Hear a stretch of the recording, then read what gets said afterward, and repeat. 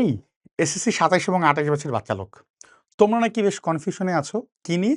Sir, চৌরাস্তা এইটা দ্বিগু সমাস, কিন্তু চৌবাচ্চা এটা সংখ্যাবাচক বহুব্রীহি কেন? এই ছোট্ট কনফিউশনটার একটা চমৎকার সমাধান দেই আজকের এই ভিডিওতে। খেয়াল করবা, চৌরাস্তা আর হচ্ছে চৌবাচ্চা এই কোনটা দিয়ে কি বোঝায়, অর্থাৎ কোন পদের প্রাধান্য পাচ্ছে। দ্বিগু সমাসে আমাদের সাধারণত হচ্ছে পরপদ প্রাধান্য পায়, পরপদ প্রাধান্য পায়। আর বহুব্রীহি সমাসে আমাদের হচ্ছে অন্য পদ প্রাধান্য পায়, অর্থাৎ কোনোটাই বোঝায় না। এখন স্যার এই পদের প্রাধান্যর ব্যাপারটা কি জিনিস তুমি খেয়াল করে ঠান্ডা মাথায় দেখো, যে হচ্ছে তুমি যখন বলো চৌরাস্তা, এটা দিয়ে তুমি একটা রাস্তাকেই বোঝো, অর্থাৎ চারকেও বোঝো না, তুমি বরং একটা রাস্তাকে বোঝো। কিন্তু চৌবাচ্চা এইটা দিয়ে কি তুমি হচ্ছে কোনো ছোট ছোট বাচ্চাকে বোঝো? উত্তর হচ্ছে না। অর্থাৎ তুমি চারকেও বোঝো না, বাচ্চাকেও বোঝো না। তুমি কি বোঝো? চৌবাচ্চা দিয়ে তুমি পানির ট্যাঙ্ক বোঝো বা পানি রাখার পাত্র, এরকম বোঝো, তাই না? পানির ট্যাঙ্ক বা হচ্ছে পানি রাখার পাত্রকে তুমি বোঝো, পানির পাত্রকে তুমি বোঝো। সো দ্যাট ইজ ওয়াই, এই কারণে এখানে পূর্বপদের প্রাধান্য না পেয়ে পরপদের প্রাধান্য পাইছে, আর এইখানে পূর্বপদ পরপদ কোনো পদেরই প্রাধান্য পায় নাই, তাই এটা বহুব্রীহি সমাস হইছে। ঠিক এইরকম করে আরো একটা উদাহরণ আছে, দেখো ত্রিভুবন, এইটা দিয়ে তুমি তিনকে বোঝো না, বরং তুমি কোনো একটা ভুবনকে বোঝো। ত্রিভুবন বলতে কি বোঝায়? যেমন ধরো হচ্ছে স্বর্গ, মর্ত এবং পাতাল, এই তিনটা জিনিসকেই বোঝায়, তাই না? এই ভুবনকে বোঝায়। কিন্তু ত্রিনয়ন, এটা দিয়ে কি কোনো চোখকে বোঝায়? না, এটা দিয়ে চোখকে বোঝায় না, বরং ত্রিনয়ন কাকে বলে? শিব বা মহাদেবকে ত্রিনয়ন বলে, শিব বা মহাদেবকে ত্রিনয়ন বলে।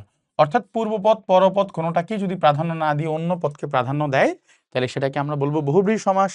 আর যদি হচ্ছে আগের পদে সংখ্যা থাকে এবং হচ্ছে আমাদের কি পরপদে প্রাধান্য দেয়, তাহলে সেটা হয় দ্বিগু সমাস। আমি কি তোমার কাছে ক্লিয়ার করতে পারছি?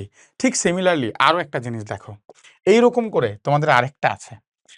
যেমন ধরো তুমি বললা পঞ্চনদ, পঞ্চনদ দিয়ে তুমি কি বোঝো? পাঁচটা নদীকে বোঝো, তাই না? তার মানে পরপদের প্রাধান্য পাইছে, এই কারণেই এইটা হচ্ছে আমার দ্বিগু সমাস। কিন্তু তুমি খেয়াল করে দেখো, তুমি যখনই বলো পঞ্চগড়, তোমাদের অনেকের জেলা পঞ্চগড় না বাবা? এই পঞ্চগড় দিয়ে কি পাঁচটা গড়কে তুমি বোঝো? না, বরং একটা স্থানকে তুমি বোঝো, একটা জেলাকে তুমি বোঝো।